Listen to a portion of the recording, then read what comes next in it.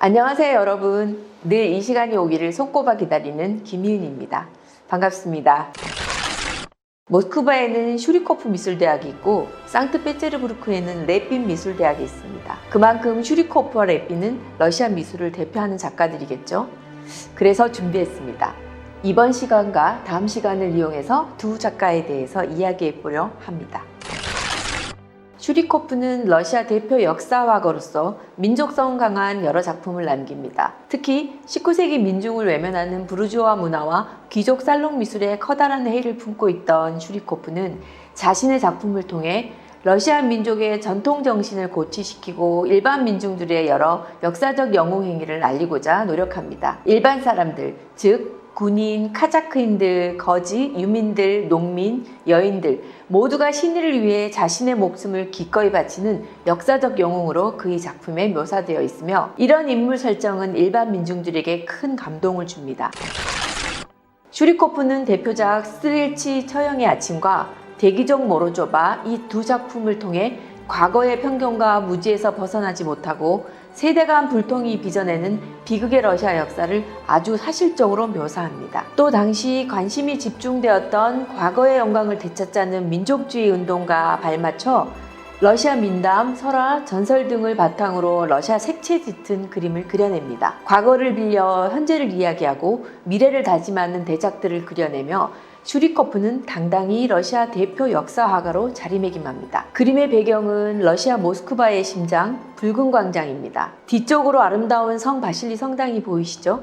또 오른쪽에는 크렘물궁의 하얀 석조벽이 보입니다. 표츠르 대제 시기의 모스크바 크렘물은 현재의 붉은 벽돌이 아닌 흰색 석조 건물이었다고 합니다. 표츠르 대제는 특별군제를 폐지하고 상비군제를 운영하면서 황실에 속한 스트렐치 부대 또한 여기에 편입시킵니다. 한마디로 구조조정을 통해 스트렐치 부대의 병사 수를 대폭 줄인 거죠. 졸지에 부대에서 쫓겨난 스트렐치 부대원들이 대제의 비합리적인 개혁 정책에 반기를 들고 반란을 일으킵니다. 하지만 이 반란은 순식간에 제압되고 스트렐치 부대원들은 붉은 광장에 마련된 처형장에서 형장의 이슬로 모두 사라지는 사건이 발생합니다. 이 일로 사형당한 스트렐치 부대원의 수가 2,000명이 넘었다고 해요. 이 그림은 바로 그 처형 장면을 그린 겁니다. 을신년스러운 초겨울의 느낌과 함께 비장한 긴장감이 그림 전반에 흐릅니다. 군복이 벗겨진 블라우스 차림의 남자를 시작으로 처형이 시작됩니다. 사내를 끌고 가는 사형 집행자의 번뜩이는 칼이 섬찟하고 스트렐치 부대원의 가족들은 탄식합니다.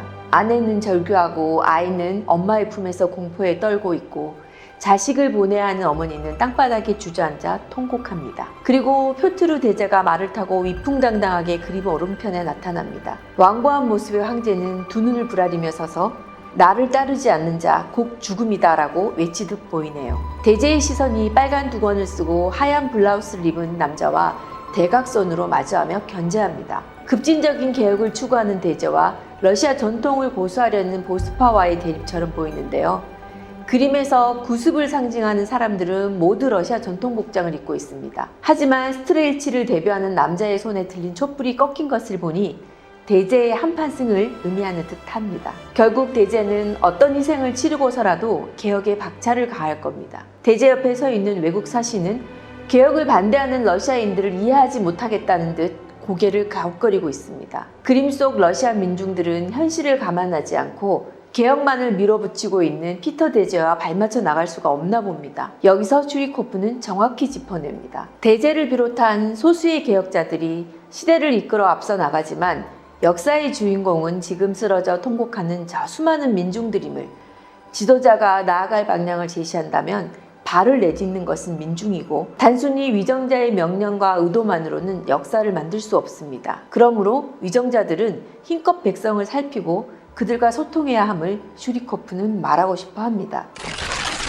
19세기 러시아 또한 황실의 독재 속에 민중들은 신음하고 있었습니다. 슈리코프는 과거의 역사적 사건을 보여주며 민중과의 소통은 안중에도 없는 현재의 러시아 황실을 꾸짖고 있는 겁니다. 1881년 3월 1일 바실리 슈리코프의 첫 작품 스트렐치 처형의 아침이 이동파 전시회에 출품됩니다. 우연의 일치인지 모르지만 이날은 황제 알렉산드르 2세가 암살된 날로 러시아가 새로운 역사적 전환점을 맞게 되는 날이기도 합니다. 황제는 왕관이 주는 달콤한 유혹을 내려놓지 못하고 움켜쥐고 있다가 결국은 나로도스키 혁명파가 던진 폭탄에 목숨을 잃습니다. 소통하지 않는 권력이 역사의 현장에서 어떻게 응징의 결과를 갖게 되는지를 생각해 하는 그림입니다. 하지만 소통이 최고의 덕목임을 암시하는 이 그림을 그린 슈리코프 염원과는 달리 알렉산드르 2세 이후 왕권에 오른 알렉산드르 3세는 더욱 불통 정치를 강화하고 니콜라이 2세에 이르러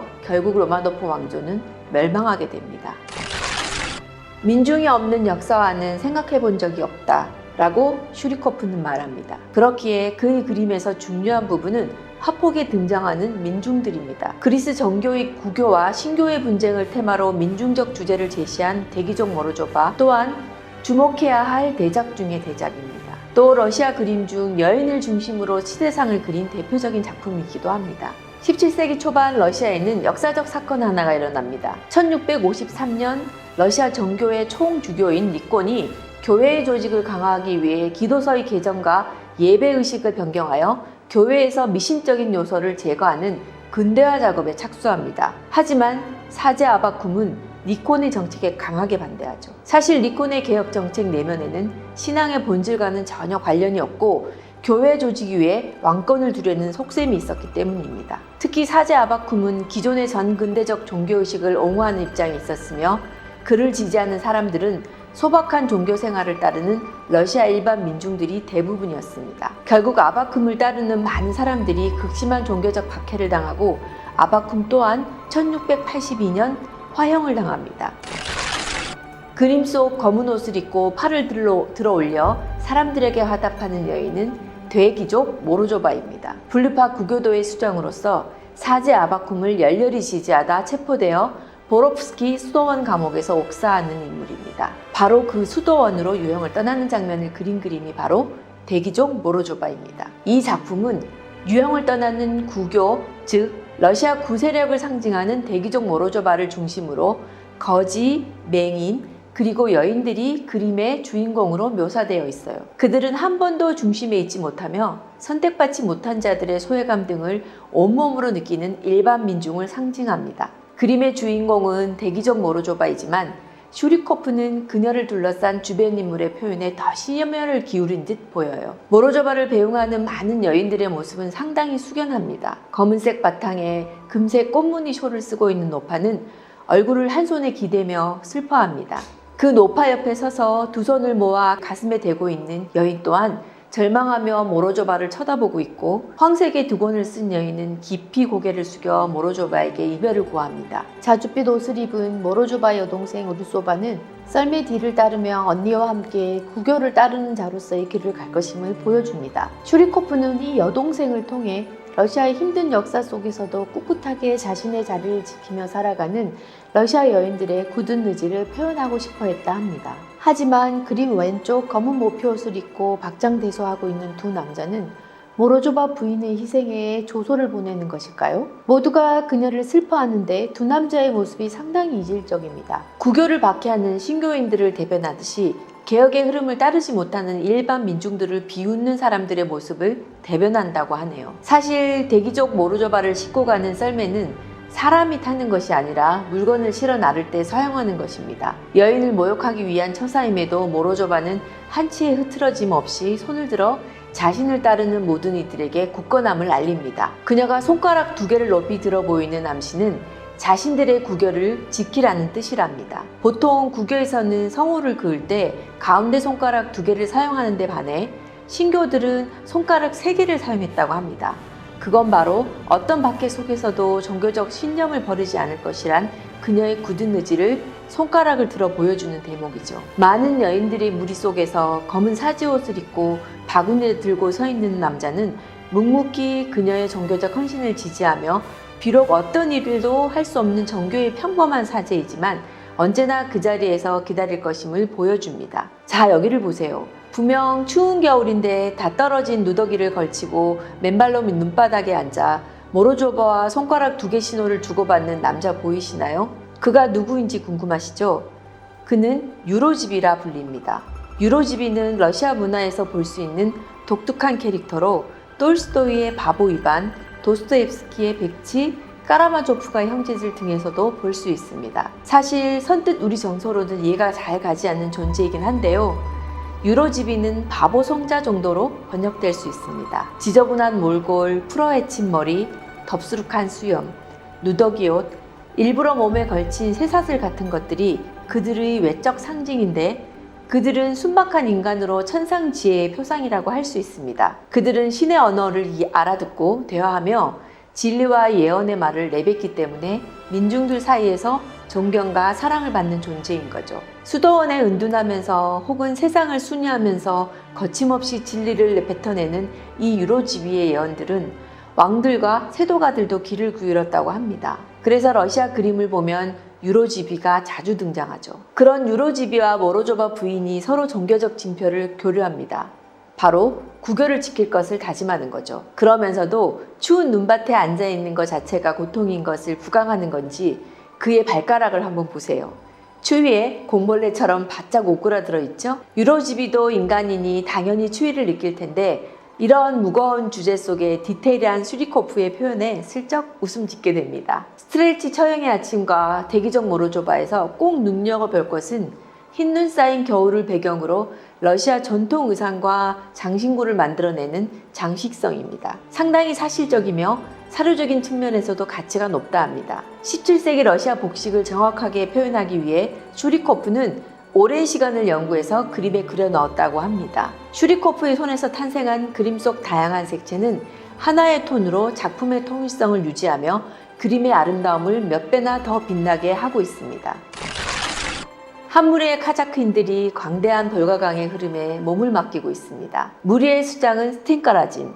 여러분 잘 아시는 노래 가수 이현실이 부른 그 스텐카라진 맞습니다. 러시아 최대의 농민 반란을 일으킨 장본인으로 그림 속의 그는 깊은 상념에 잠겨 있네요. 눈빛은 공허하고 어디로 가야 할지 갈피를 잃어버린 듯 모두가 지쳐 보입니다. 노를 젓는 부하들의 무의미한 움직임만이 볼가의 고요를 가르고 있는 듯 합니다. 슈리코프가 활동하던 20세기 초반 러시아의 현실은 갈 곳을 잃고 표류하는 그림 속 스텐카 라진의 신사와도 같았습니다. 세상을 뒤흔드는 사건들이 곳곳에서 일어나죠. 특히 1905년 러시아에는 피해 일요일 사건이 발생합니다. 황제와의 대화를 요구하는 평화시위대에 군대가 총을 발표하여 수천 명이 사망하는 참혹한 현실에 슈리코프는 큰 좌절을 하게 되죠. 어디로 가야 할지 모르는 참담한 조국의 현실 앞에 깊은 고민에 빠집니다. 과거 스텐카 라진의 반란이 실패로 돌아가긴 했지만 현재에도 그와 같은 영웅적 행동이 필요한 시기라 작가는 생각합니다. 시대개혁을 시도할 수 있는 누군가를